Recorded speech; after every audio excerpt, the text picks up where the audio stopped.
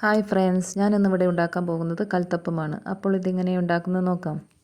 കൽത്തപ്പം ഉണ്ടാക്കാൻ വേണ്ടി ഞാനിവിടെ എടുത്തത് ഒരു ഗ്ലാസ് കൈമ റൈസാണ്. ഏത് ഗ്ലാസ്സാണോ അളവിന് എടുക്കുന്നത് അതേ ഗ്ലാസ്സിൽ തന്നെ ആയിരിക്കണം എല്ലാ അളവും എടുക്കേണ്ടത്.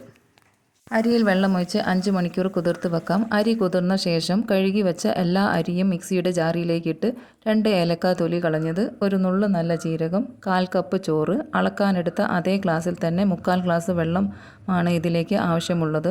ആദ്യം കുറച്ച് വെള്ളത്തിൽ അരച്ചെടുത്ത ശേഷം ബാക്കിയുള്ള വെള്ളം ഒഴിച്ച് നല്ലതുപോലെ അരച്ചെടുക്കാം. തീ ഓണാക്കി പാനിലേക്ക് കുറച്ച് വെളിച്ചെണ്ണ തന്നെ ഒഴിച്ച് ചൂടാകുമ്പോൾ നാളികേരത്തിൻ്റെ 1/4 ഭാഗം എടുത്ത് കനം കുറച്ച് ചെറുതാക്കി മുറിച്ചതിട്ട് ഗോൾഡൻ നിറമാകുന്നത് വരെ വറുത്ത് കോരി മാറ്റിവെക്കാം. കൂടെ തന്നെ 8 ചെറിയുള്ളി ചെറുതാക്കി മുറിച്ചതിട്ട് ഉള്ളി വാടി വരുമ്പോൾ കോരി മാറ്റിവെക്കാം. ഇതിലേക്ക് ആവശ്യമായത് 4 ശർക്കരയാണ്. അതേ ഗ്ലാസ്സിൽ തന്നെ 1/2 ഗ്ലാസ് വെള്ളം ഒഴിച്ച് പാനിയാക്കിയത് നല്ല ചൂടിൽ തന്നെ അരച്ചു വച്ച മാവിലേക്ക് മുഴുവനായിട്ട് ഒഴിച്ച് ശർക്കര പാനി ഒഴിക്കുമ്പോൾ തന്നെ നല്ലതുപോലെ ഇളക്കി യോജിപ്പിച്ചെടുക്കേണ്ടതാണ്.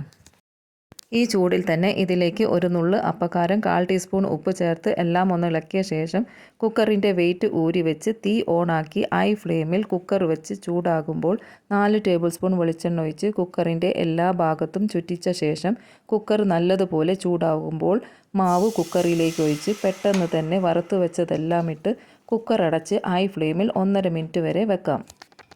1.5 മിനിറ്റ് ഹൈ ഫ്ലെയിമിൽ തന്നെ വെച്ച ശേഷം പിന്നീട് മീഡിയം ടു ലോ ഫ്ലെയിമിൻ്റെ ഇടയിൽ വെച്ച് 12 മിനിറ്റ് ആകുമ്പോൾ കുക്കറിൻ്റെ മുകളിൽ നിന്നും ആവി ഹൈ ഫ്ലെയിമിൽ വരാൻ തുടങ്ങും. അപ്പോൾ തന്നെ തീ ഓഫാക്കി അടുപ്പത്തിൽ നിന്നും ഇറക്കി വെക്കേണ്ടതാണ്.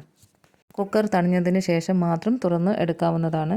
കൽത്തപ്പം ഉണ്ടാക്കാൻ കുക്കർ എടുക്കുമ്പോൾ 5 ലിറ്ററിൻ്റെ ഉള്ളിലുള്ള അലുമിനിയം കുക്കർ തന്നെ തിരഞ്ഞെടുക്കേണ്ടതാണ്. നല്ല സോഫ്റ്റ് ആയിട്ടുള്ള കൽത്തപ്പം ഇവിടെ ഉണ്ടാക്കിയെടുത്തു. ഉണ്ടാക്കി നോക്കിയിട്ട് ഫീഡ്ബാക്ക് അറിയിക്കാൻ മറക്കരുത്. ഇഷ്ടപ്പെട്ട ലൈക്കും ഷെയറും സബ്സ്ക്രൈബും സപ്പോർട്ടും തന്ന് കൂടെ നിൽക്കണേ. പുതിയൊരു റെസിപ്പി ആയിട്ട് വരുന്നത് വരെ നന്ദി, നമസ്കാരം.